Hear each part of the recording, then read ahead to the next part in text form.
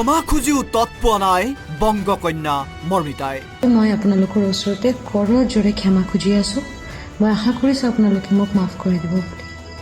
জুবিনৰ গীত পৰিৱেশন কৰি অসমত বেপাৰ আৰম্ভ কৰা মৰ্মিতা ৰোষত পৰিছে।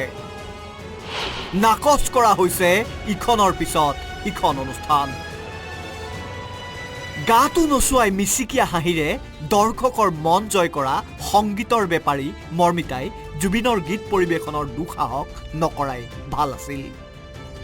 জুবিনৰ আৱেগক লৈ বেপাৰ আৰম্ভ কৰা এইগৰাকী গায়িকাই এখন মঞ্চৰ বাবদ মাননি কিমান লৈছিল জানেনে? কেৱল জুবিনৰ গীত গায়ে ৩ পৰা ৪ লাখ টকা লৈছিল মৰ্মিতা মিত্ৰই। উদ্ধতালিৰ চৰম সীমা অতিক্ৰম কৰি অসমীয়াৰ আৱেগক লৈ খেলা কৰিছিল মৰ্মিতা মিত্ৰই।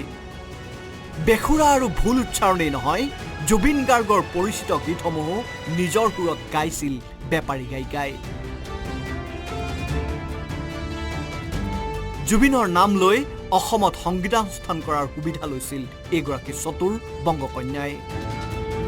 অসমীয়া ৰাইজেও মৰ্মিতাক আপোন কৰি লৈছিল। অসমৰ বহু জনপ্ৰিয় নামী দামী বিহু মঞ্চৰ মুখ্য আকৰ্ষণৰ স্থানত ৰাখিছিল মৰ্মিতাক। কিন্তু শেহতীয়াকৈ মৰ্মিতাৰ সুবিধাবাদী চৰিত্ৰৰ কথা বুজি উঠিল বিহু সমিতিসমূহে। গোলাঘাট কেন্দ্ৰীয় ৰঙালী বিহুৰ সমিতিয়ে মৰ্মিতাৰ সংগীতানুষ্ঠান বাতিল কৰাৰ পিছতে বহু বিহু সমিতিয়ে মৰ্মিতাৰ সৈতে হোৱা সংগীতানুষ্ঠানৰ চুক্তি বাতিল কৰিছে। ৰঙীয়া ব্ৰিকফিল্ড ৰঙালী বিহু সন্মিলনীয়ে বাতিল কৰিলে মৰ্মিতাৰ সংগীতানুষ্ঠান। 16 মে'ৰ সাংস্কৃতিক সন্ধিয়াৰ মুখ্য আকৰ্ষণ আছিল মৰ্মিতা মিত্ৰ। মৰ্মিতা মিত্ৰৰ পৰিৱৰ্তে এতিয়া দীপলিনা ডেকাক আমন্ত্ৰণ কৰিছে বিহু সমিতিয়ে। ইফালে নলবাৰীৰ টিহুৰ হাৰিভাঙাতো মৰ্মিতা মিত্ৰৰ সংগীতানুষ্ঠানৰ চুক্তি বাতিল কৰা হৈছে। 25 এপ্ৰিলত টিহুৰ হাৰিভাঙাত আছিল মৰ্মিতাৰ সংগীতানুষ্ঠান। মৰ্মিতাই আচলতে জুবিনৰ গীতসমূহ ভালকৈ গোৱাৰ সাধনা কৰিব লাগে। এখন মঞ্চত 4 লাখ টকা মাননি লোৱা মৰ্মিতাই এবাৰ শুনক ৰহিম ৰংহাঙৰ হামিং।